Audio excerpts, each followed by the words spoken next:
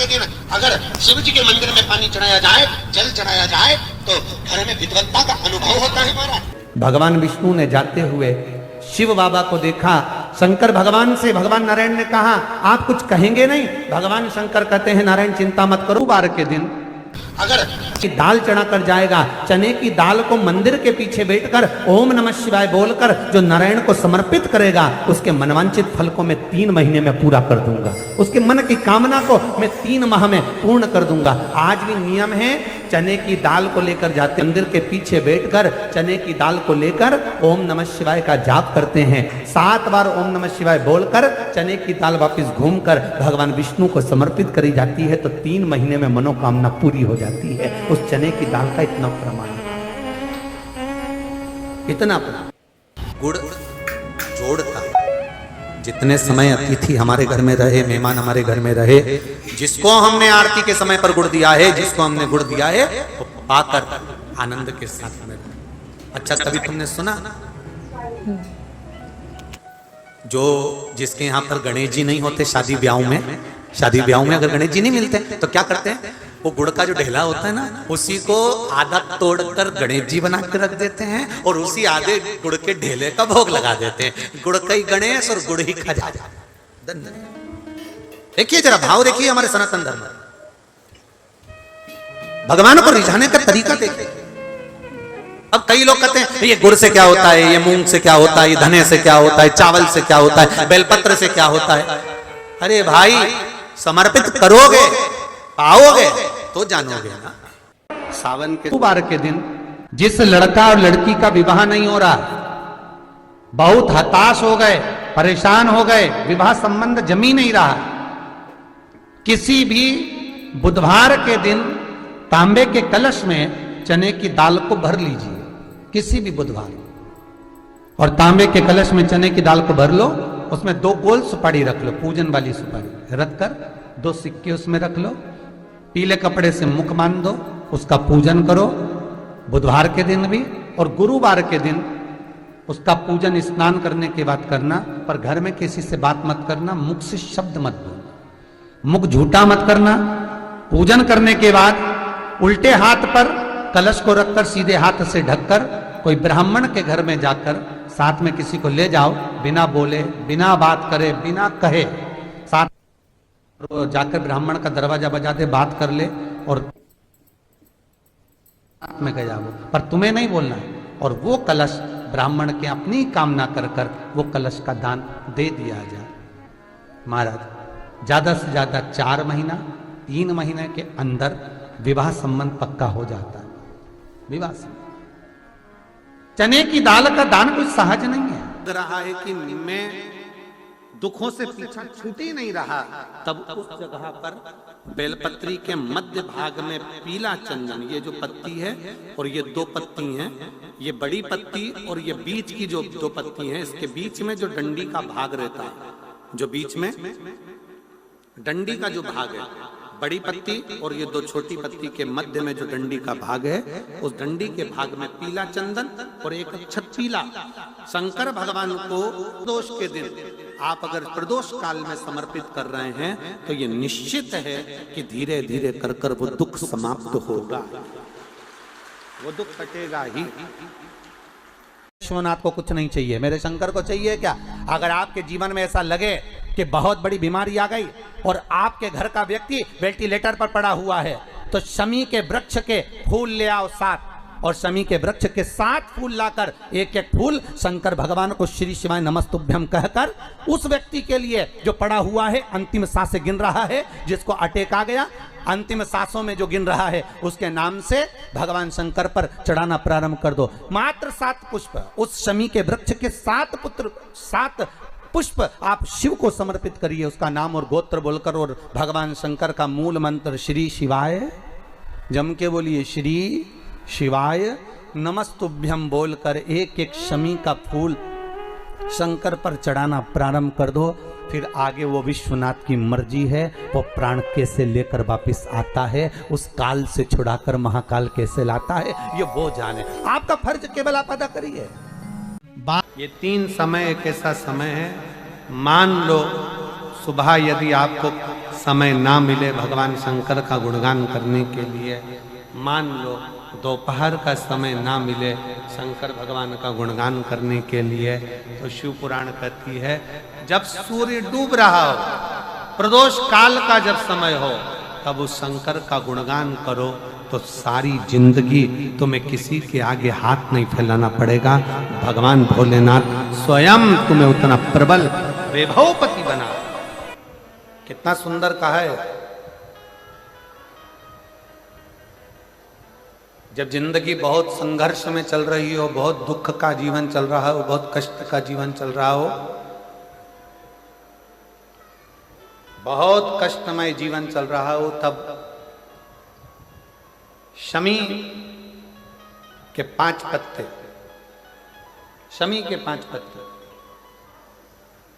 एक दुर्वा के साथ एक अक्षत चावल का एक दाना, वो भी हल्दी में भिंगोया हुआ हो या केसर में भिंगोया हुआ हो,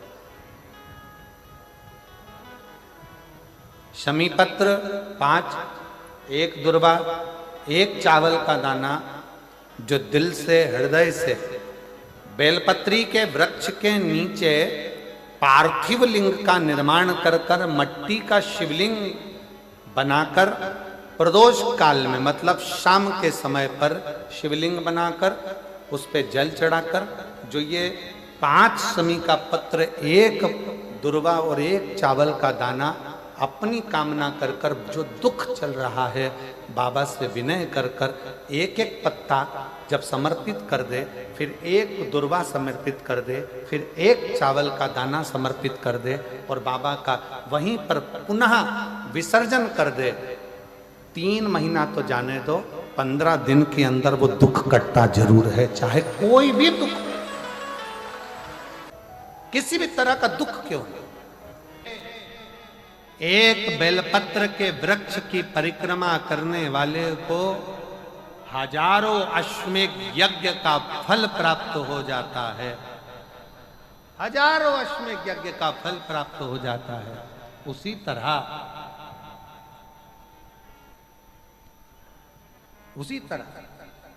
एक पार्थिव लिंग का निर्माण करने वाले को, मिट्टी का शिवलिंग का निर्माण कर कर पूजन करने वालों को 12 ज्योतिर्लिंग के शिवलिंग के दर्शन का पुण्य फल प्राप्त। जब श्री बद्रीनाथ भगवान विश्राम करते हैं, पट जब बंद होते हैं, तो मेरे नारायण के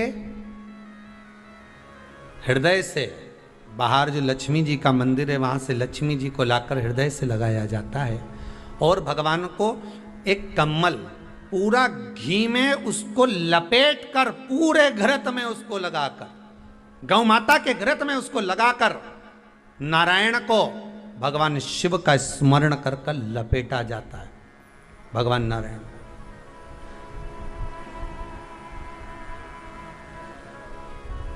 बद्रीनाथ बाबा के मंदिर में दिया घी से भर दिया जाता है, ताले लगा दिए जाते हैं, सब नीचे आ जाते हैं। जब अक्षय तृतीया के समय पर पट खोलते हैं, बाबा का कम्मल घृत से जुड़ा हुआ वैसा कि वैसे ही घृत भरा हुआ, घृत में स्थिरता है, घर में घृत के अंदर लक्ष्मी का भाव आ जाता है। हमारे यहाँ हिंदू धर्म में बहुत सुंदर बात कही जाती थी पहले, आजकल जमाने में कहते कि नहीं कहते मालूम नहीं, पर मारवाड़ के अंदर एक रीति थी, घर के अंदर रसोई घर में एक इतनी बड़ी कुल्हड़ होती थी जिसमें घी भरा होता था, छोटी सी चम्मच होती थी, उसमें पूरे घर का घी खाली हो जाए और उस कुल्हड़ का घी खाली नहीं होना चाहिए। नानी भाई का मायरा सुना है आप लोगों ने?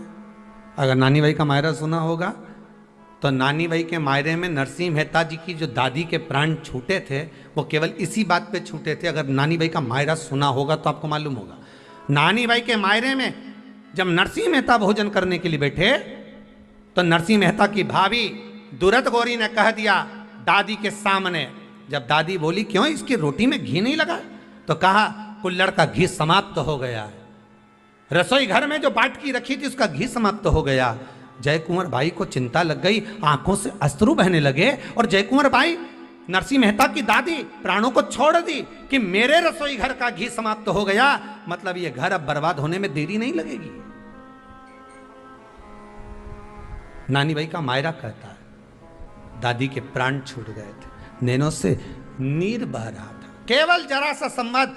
शास्त्र कहता है घर के रसोई घर में जिस बाटकी से आप रोटी पर घी लगाते हो उसकी बाटकी में भले आधा चम्मच घी पड़ा पर पड़े रहना चाहिए। क्यों? वो लक्ष्मी को घटने नहीं देता। जिस दिन बाटकी मंज जाए, साफ हो जाए, उसी दिन उसको धोकर पोंछ कर वापस भर देना चाहिए। अगर बाटकी गंदी हो गई तो आप धो पोछो, मना नहीं है, पर उसको धोने पोंछने से पहले एक कटोरी में घी भर दो, चम्मच रख दो। पर रसोई घर में बाटकी में घी होना चाहिए और उसमें आप डालते रहो और लगाते रहो, रोटी में चलेगा, पर बाटकी का घी समाप्त नहीं होना चाहिए, कुल्हड़ का घी समाप्त नहीं होना चाहिए। वो बरकत है, वो भंडार है, वो संपदा है हमारी। घृत वैभव देता है, घृत वैभव प्रदान करता है।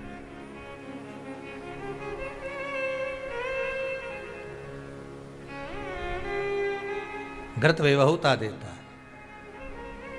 कितना सुंदर कहा है।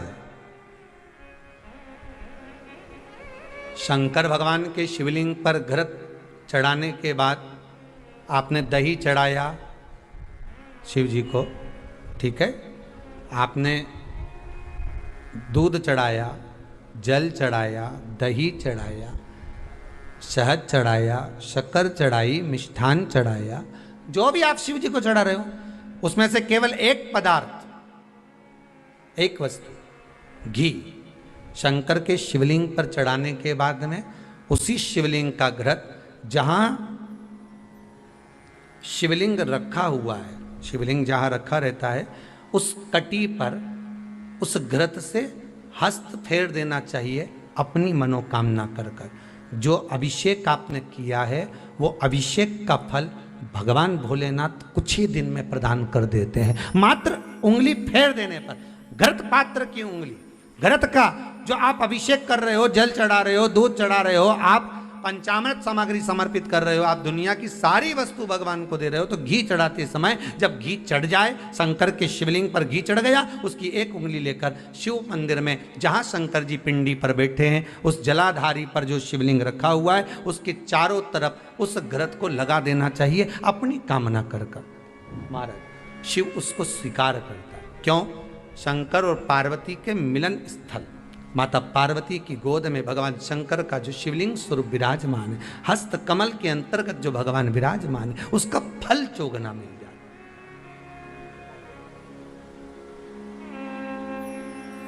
शक्तिपीठ नाम सुना है? अरे बोलो तो, जितने लोग कथा सुन रहे, शक्तिपीठ नाम सुना है? शक्तिपीठ का मतलब क्या होता है?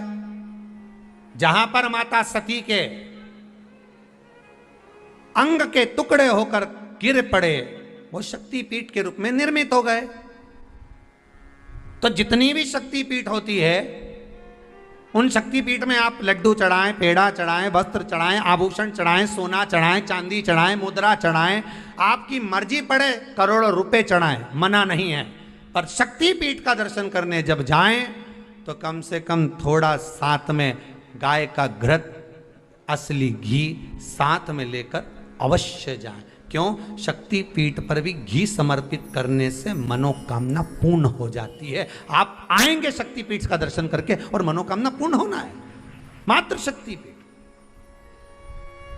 आप चढ़ाएं वस्तु, ढेर चढ़ाएं, आप सोना चांदी, अंबारियों में धन दौलत सब चढ़ाएं, पर साथ में आप चुनरी चढ़ा रहे हैं, साड़ी चढ़ा रहे हैं, घृत भी दीजिए, घृत भी प्रदान।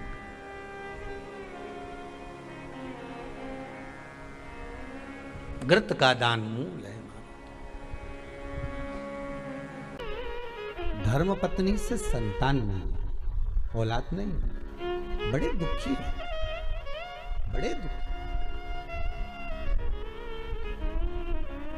अच्छा, संतान नहीं हो, किसी नारी की गोद, अगर स्त्री की गोद अगर खाली रह जाए तो भी दुख होता है उसको कि मेरे घर में औलाद नहीं, संतान नहीं। हम कई बार कहे, आज फिर कहते हैं, ये टेस्ट भी बाद में कराना, सारी जांचें बाद में कराना। एक बार शंकर का भजन कर कर देखना। सब जगह से अगर हार जाओ और सारे रिपोर्ट आपकी आपने सब दूर दिखा ली, तो एक बार शंकर पर भरोसा कर कर तुम रुका जी का नाम लेकर सफेद आंकड़े की जड़ को शिव जी पे से रजस्वला धर्म के 7वें दिन 21 बार घुमा लो। नाम गोत्र बोलकर कमर में लाल धागे में बांध लो। पीपल के पत्ते शिव जी को चढ़ाओ, उठाकर लाओ। उस एक पत्ते को रात्रि को गाय के दूध में उकालो और उस दूध को दोनों पति पत्नी पियो। साथ रहिए, समय आएगा, बाबा चाहेगा तो 3 या 4 महीने में गर्भ ठहर ही जाएगा। सारे डॉक्टर को दिखा लिया अपनी जगह, टेस्ट भी करवा लिया अपनी जगह, पर एक बार प्रयोग और वो विश्वास रखकर करना पड़ेगा। शंकर पर जो भी कार्य कर रहे हो आप, जो उपाय कर रहे हो आप, शिव का स्मरण कर, भगवान पर अगर विश्वास रखोगे, भरोसो दृढ़ इन चरणन करो, श्री वल्लभ नख चंद्र छटा बिन सब जगह माही अंधेरो। अगर भरोसा है तो शंकर है, और भरोसा नहीं तो शिव कहां से। विश्वास लेकर अगर आए हो तो काम तो होगा। ये लोग काशी से आए हुए हैं, विश्वास लेकर ही तो आए होंगे कि हम जाएंगे शंकर की कथा में तो बाबा कृपा जरूर करेगा। कई लोग यहाँ पर बैठे हुए हैं जो विश्वास लेकर आए हुए हैं, दूर दूर से आए हुए हैं, केवल विश्वास लेकर कि भगवान कृपा करेगा किसी ना किसी रूप में, मुझे विश्वास है कि बाबा मेरी सुनेगा। और फिर कहता हूं, कथा में अगर आपने मन लगा लिया, भले टीवी चैनल के माध्यम से श्रवण कर रहे हो, भले मोबाइल के माध्यम से श्रवण कर रहे हो, भले पंडाल में सुन रहे हो, बाबा से अगर दिल से आपने अगर कह दिया तो 3 महीना बहुत होता है सब कामना पूरी होने के लिए। मेरा बाबा आपको कुछ ना कुछ दे ही देता है, बस आपकी रुचि के अनुसार सुख प्रदान कर ही देता है। आप उस पर विश्वास, भरोसा, भटकना नहीं है हमको। जिस नारी का रजोधर्म के अंतर्गत नारी को जो परेशानियां होती हैं, कोई के 8 दिन पहले, 4 दिन पहले, 3 दिन पहले कहीं ना कहीं रजोधर्म के अंतर्गत जो बीमारियां होती हैं, उसके लिए महाराज 7 चने की दाल के दाने तुलसी महारानी के सामने कटोरी में रखकर तुलसी के 3 पत्ते उसमें डालकर अपनी मनोकामना कर कर तुलसी में 3 बार जल छोड़कर वो तुलसी और वो चने की दाल ले जाएं और उसको धीरे धीरे कर कर एक एक कर कर सुबह शाम दोपहर में उसको खा लीजिए। रजो धर्म से जुड़ी हुई परेशानी समाप्त। कोई सहज नहीं है महाराज। चने की दाल को स्वर्ण दान का भी भाव कहा गया। हमारे हिंदू धर्म में चने की दाल को स्वर्ण दान भी करते हैं। जो व्यक्ति स्वर्ण दान नहीं कर पाता वो चने की दाल का दान कर देता है, तो स्वर्ण दान के बराबर मान्य है महाराज। फिर निवेदन करा, चने की दाल का व्याख्यान वर्णन फिर किया गया।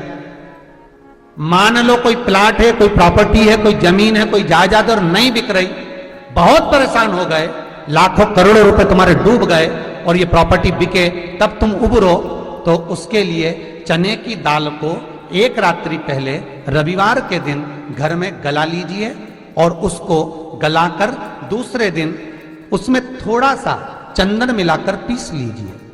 पर पीसना आपको मिक्सर में नहीं है, पीसना आपको सिलवट्टे पर, चकोटी पर जो आपके यहाँ उससे उसको पीस लीजिए। और पीसने के बाद उसमें थोड़ा सा दूध मिलाकर शिव मंदिर में जाकर शंकर भगवान के शिवलिंग का सोमवार के दिन लेपन करिए। लेपन कर कर अपनी कामना कर कर शिवलिंग पर 3 उंगलियां लगा लीजिए महाराज, अपनी कामना कर कर। जो 3 उंगलियां आपने लगाई है, उंगली हटाते समय चंदन के लेपन को जो लगाया आपने, चने की दाल का लेपन, स्वर्ण का लेपन, उसको हम कहते हैं स्वर्ण लेपन, उसको लेकर आ जाइए महाराज। उसको थोड़ा सा लेकर आ जाओ, एक किसी भी फूल में उसको लगाकर जो जमीन, जो प्रॉपर्टी, जो जगह बेचना है वहां पटक दीजिए महाराज। उसके ग्राहक आना चालू हो जाएंगे और वो प्रॉपर्टी शीघ्र बिक जाएगी। अपनी कामना के अनुसार बिकेगी कि कितने में आपको बेचना, अपने अनुसार।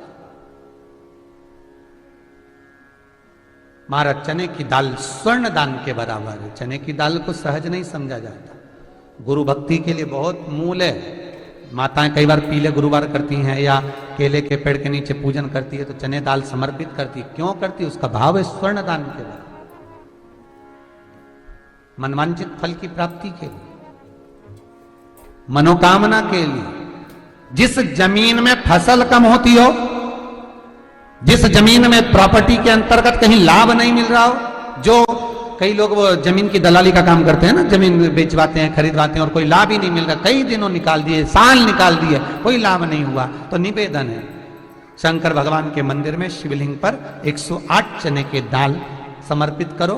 उस 108 चने की दाल को प्रदोष के दिन शाम के समय समर्पित कर उस दाल को उठाकर लिया, जेब में पीले रुमाल के साथ उसको बांध कर रख लो। किसी प्रॉपर्टी का सौदा कराने जाओ, उसको पटक कर लेकर जाओ, आपके लाभ होना चालू, सौदे होने चालू, आपको कमीशन मिलना चालू। बद्रीनाथ में अगर 41 दाने चने की दाल के पीले कपड़े में बांध कर जो शंकर भगवान के 41 बार नाम लेकर बद्रिकाश्रम को चढ़ाता है, आज भी उसकी मनोकामना पूरी हो जाती है। इसलिए बद्री नारायण में चने की दाल चढ़ती है।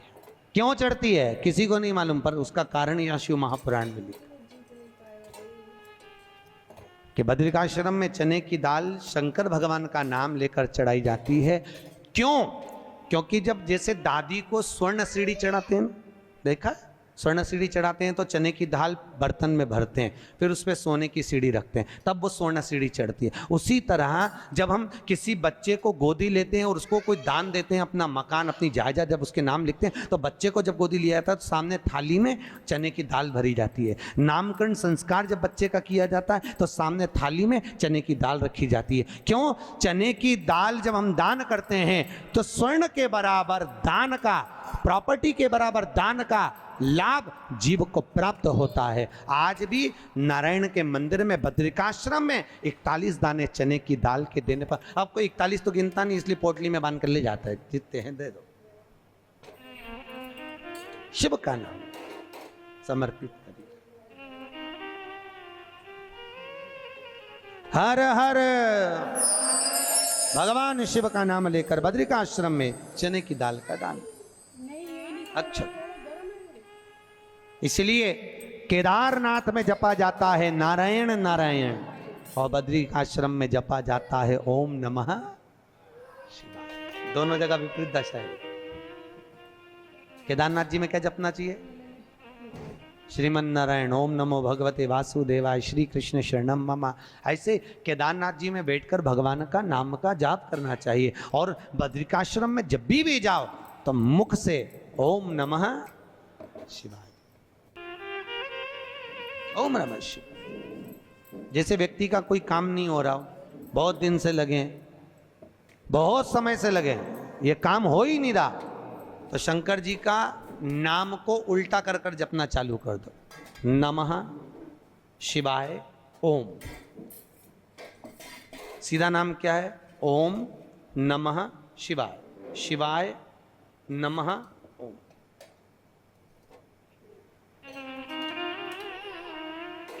जब उल्टा नाम व्यक्ति जपना चालू कर देता है, जिस बच्चे के, बच्ची का, जिसका भी विवाह नहीं हो रहा हो, कोई काम नहीं हो रहा हो, कोई सीए की पढ़ाई कर रहा है और एग्ज़ाम में निकल ही नहीं रहा, 3-3 4-4 बार बैठ गया, पास ही नहीं हो रहा, उस बच्चे को बोल दो बस सुबह उठते से ही शिवाय नमः ओम बोलना चालू कर दे, एक ही बार में सिया पास ले।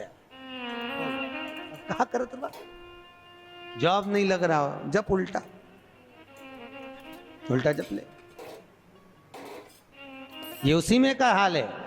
जैसे किसी व्यक्ति से अपने को पैसा लेना और दे नहीं रहा, क्या करना है? सूर्य नारायण भगवान को अर्घ दो। तो 21 दाने लाल मिर्ची के जो दाने होते हैं, देखें लाल मिर्ची के अंदर दाने होते हैं, उसके 21 दाने निकाल कर पानी में डाल दो और पानी में डालकर उसी जल से सूर्य को अर्घ दे दो। उस व्यक्ति का नाम लेकर जिससे पैसा लेना है, हाथ जोड़कर देने आता है, तुरंत 3 महीने के अंदर पैसा लौटा दे, तुरंत हाथ जोड़कर। ये सूर्य को अर्घ देने पर मात्र व्यक्ति दौड़कर पैसा देने आता है, कितना भी हो, रहने नहीं देता प्रचंड। शिव के सिवा दुनिया में कोई दानी नहीं, शंकर जैसा कोई दानी नहीं हो सकता। स्वयं कैलाश पर रहता है और दुनिया को लखपति, करोड़पति, आनंदपति बनाकर भेज देता है। कभी अगर मौका लगे, कभी ऐसा योग लग जाए कि कोई आपसे कहे कि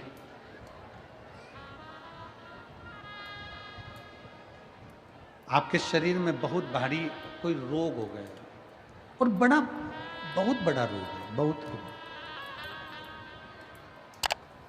और शरीर में बहुत बड़ा रोग हो गया हो और वो रोग समाप्त नहीं हो रहा,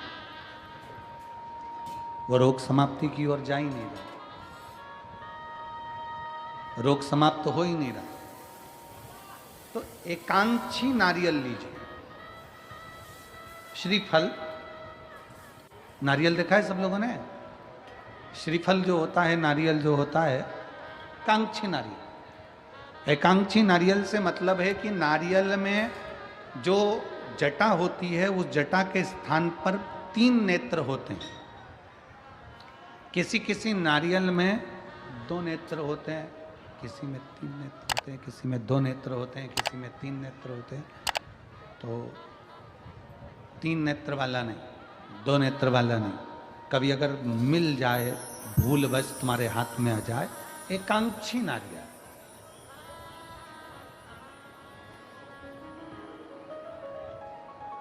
एक नेत्र वाला। पहले बताओ देखा है कि नहीं देखा? पहले ये तो बोलो कि नारियल के पीछे 3 आंखें दिखती हैं, 3 आंखें, किसी में 2 आंखें नजर आती हैं। उसी तरह एक एकांक्षी नारियल, एक नेत्र वाला। कभी अगर मौका लगे और अगर रोग बढ़ रहा है, घट नहीं रहा, तकलीफ बढ़ रही है, घट नहीं रही, सारे इलाज करवा लिए, सारी दवाइयाँ ले ली, सारी जांचें करवा ली, सारे डॉक्टरों को दिखा लिया, उसके बाद भी अगर आराम नहीं लग रहा है तो एकांक्षी नारियल। और उस एकांक्षी नारियल के साथ में 7 दुर्वा, 7 बेलपत्र, 7 दुर्वा, 7 बेलपत्र, 7 पीले कनेर के पुष्प हाथ में लेकर, जो व्यक्ति बहुत ज़्यादा बीमारी अवस्था में है और दवाइयाँ भी अगर लॉक नहीं कर रही हैं, डॉक्टर की दवाइयाँ खाते रहो, दिखाते रहो, उसके साथ में वो एकांक्षी नारियल जिसकी एक आंख है, 7 दुर्वा, 7 बेलपत्र, 7 पीले कनेर के पुष्प हाथ में लेकर, श्री शिवाय नमस्तुभ्यम कहते हुए, हाटकेश्वर महादेव का नाम लेकर। कौन से महादेव? हाटकेश्वर महादेव। हाटकेश्वर महादेव का नाम लेकर अपनी कामना करते हुए, बाबा से विनय करते हुए, जहां से, जैसे ये शिवलिंग है, ये जलाधारी है, ये जलाधारी से जल बह रहा है, ये जल बहकर जहां से जाता है, ये जल बहने के स्थान जहां तक है, उसके बीच में कहीं पर भी, जहां जल बह रहा है ना, ये पानी बहकर जहां जा रहा है, उस स्थान पर कहीं पर भी, वो जल बहकर जहां से जा रहा है जमीन पर, उस स्थान पर कहीं पर भी उस नारियल को, एकांक्षी नारियल, 3 आंख वाला नहीं, 2 आंख वाला नहीं, एक नेत्र वाला एकांक्षी नारियल, सफेद पीला कनेर, 7 बेलपत्र, 7 दुर्वा के साथ में उसको रख दीजिए और 1 लोटा जल देवाधिदेव महादेव को दक्षिण के भाग में खड़े होकर, उत्तर की ओर मुख कर, यहाँ बैठकर या खड़े होकर इस भाग में उधर की ओर देखते हुए जल समर्पित कर दीजिए। उसमें से 1 बेलपत्र, 1 दुर्वा उठा कर लिया, उसी में से 1 कनेर का पुष्प अशोक सुंदरी वाली जगह पर समर्पित कर दो। दुर्वा सुबह के समय पर खाना है, बेलपत्री दोपहर के समय पर खाना है। उसके बाद में 15 दिन 8 दिन बाद फिर वापस जांच कराओ, आपके रोग में आराम मिलना प्रारंभ हो जाएगा, शिव उसको ठीक होना प्रारंभ कर। एकांक्षी नारियल आगे दान दीजिए। गुरु द्रोणाचार्य ने कहा कि जो शीश का दान दे देगा, जो शीश,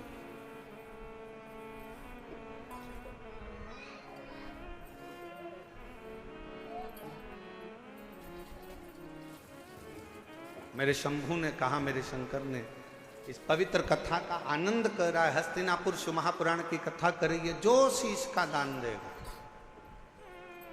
वो मुझसे शस्त्र विद्या सीख लेगा।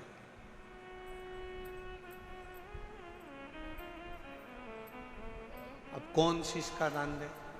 सब 105 जितने शिष्य बैठे थे गुरु द्रोणाचार्य के, उसमें से 100 शिष्य उठकर चले गए, 5 शिष्य बैठे रहे पांडव, उसमें भी 1 अर्जुन सामने बैठा रहा, तलवार उठाई और शीश के पास लेकर जाने लगा, काट कर शीश का दान देने लगा।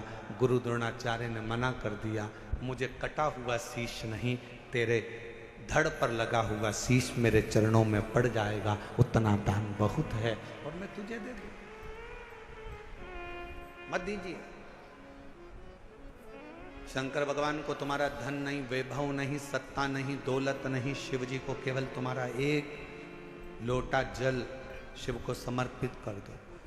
एक लोटा जल भी नहीं हो तो 3 बार ताली बजा दो, वो भी नहीं है तो मुख से बम बम बोले बोले, ये भी नहीं बोल सकते तो मुख से हर हर महा, इतना कर सकते, बहुत।